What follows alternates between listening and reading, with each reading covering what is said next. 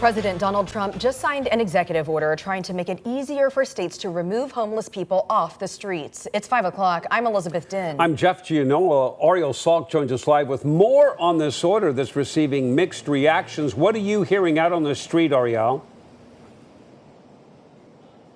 Well, Oregon has been dealing with a homeless problem for quite some time. I mean, in a park just like this, we see it quite frequently.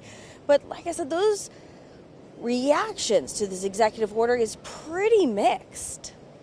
There is no question that Oregon has been struggling with this issue for far too long. An executive order President Donald Trump signed Thursday would make it easier for states and local government to remove urban encampments and get people into mental health facilities or addiction treatment. He is trying to do this to people living on the streets because they can't afford housing.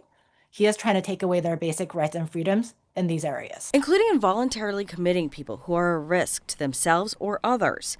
That detail of the order seeing mixed reaction from local leaders and advocates. People who are at the most chronic end of the spectrum for substance use disorder and some of the long-term mental and behavioral health implications of that they need our help. We already have processes for supporting folks who are having difficulty making those basic decisions for themselves.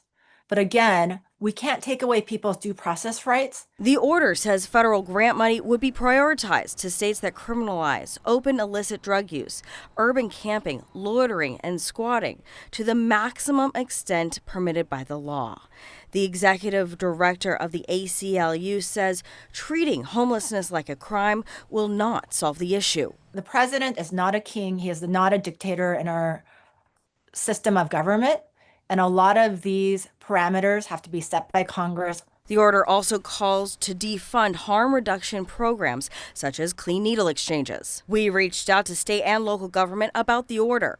Multnomah County Chair Jessica Vega Peterson said in a statement, in part, while Trump tries to bring us backwards, we're committed to a future that treats everyone with basic human dignity. Governor Tina Kotek says she is reviewing the order.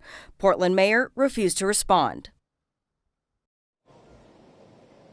Now, another element to this executive order is where this money is going to be focusing, some of this federal grant funding.